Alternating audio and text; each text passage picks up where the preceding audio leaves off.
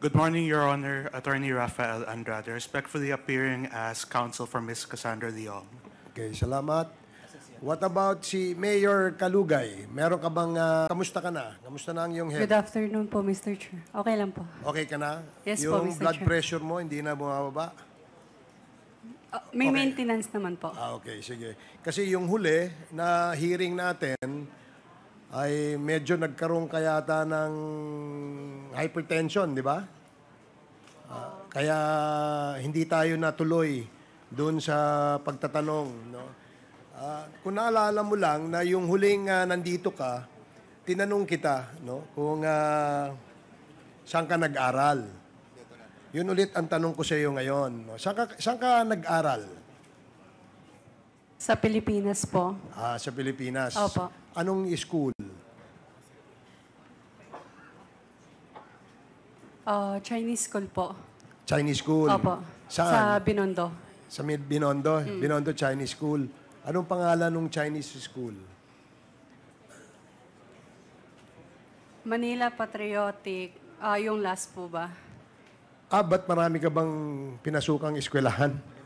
Sa elementary muna. Sige, sa elementary. Saan ka nag-aral? Elementary.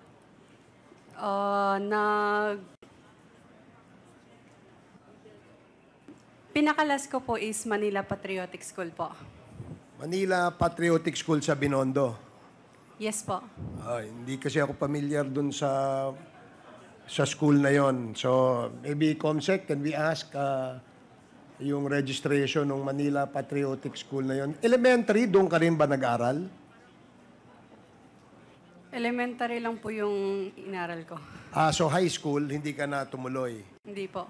Nag-aral ka na sa China? Hindi po. Hindi ka ba nag-aral sa China? Hindi ka. So, dito ka lang sa Pilipinas, elementary lang. Hanggang anong grade? Grade 6? Grade 6? Hindi po yata natapos eh. Grade 5. So, meron akong picture dito. Nakatoga ka ng graduation. Ito, mukhang high school graduation yata to o college. Can we ask the page to please show this to Miss Cassie Ong? Anong school to? Public school po yan, ALS po. Pero po, hindi po yan natapos. Bali, parang pumunta lang ako ng ilang beses. Pero yung ALS, di ba, high school yan?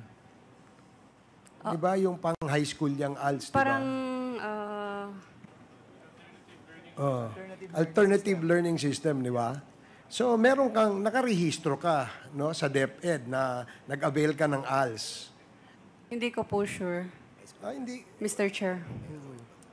Kasi, paano ka naka-enroll sa ALS kung hindi ka,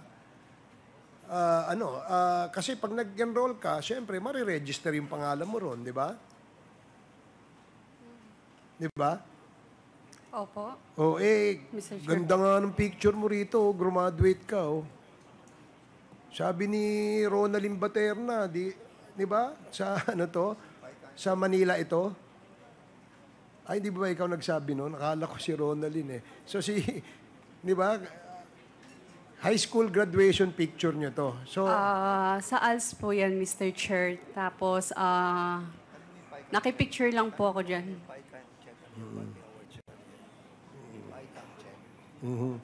Hindi, kasi uniform yata ito ng Chiang Kai-shek. Hindi ba? Hindi ka ba sa Chiang Kai-shek? Chiang Kai-shek Award. Meron ka pang award dito Merong... So, ito... bakit ka may ganitong picture? Yan. How do we show this? Ayan. Pakita nga kay Mr. Chair, in the spirit of generosity, maybe we can share the picture in our LED screens on both sides. Sige, Secretariat, nga. Please. So, sige, babang inaano natin yan. So, nagpa-picture ka lang ng toga. Pakisoli daw yung, yung cellphone ni Congressman Fernandez pagkatapos. Baka may mga picture niya, may tinatago kasi siya dyan. Okay na. Mr. Chair, I would like to... Mr. Chairman, I refuse to surrender my cell phone. Okay. Because there are a lot of pictures in here that might incriminate myself. Okay, I perfectly understand your situation, Congressman Fernandez. So, And if the resource persons have manifested that this toga that she was using was used not really as a manifestation of her being a graduate of that school, then we tend to believe her. Okay. Believe her. so No more taking this picture and be put in that monitor. Mr. Chair, okay. Yes, Congressman Nakop. nung una po, may mga impormasyon si Honorable Fernandez na hindi ko alam eh.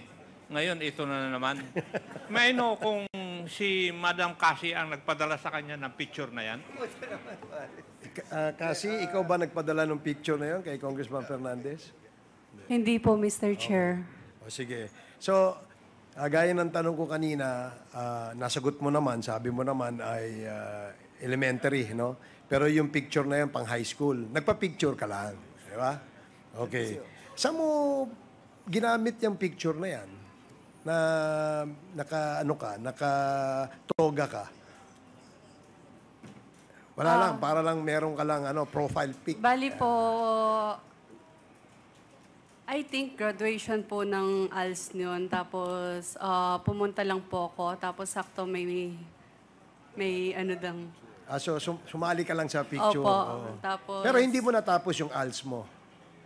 pumasok lang ako. 2 beses, 3 beses kasi gusto ko lang po i-try. Natatandaan mo yung pangalan ng teacher na napasukan mo? Hindi mo- Ma'am Daisy? Daisy. Opo.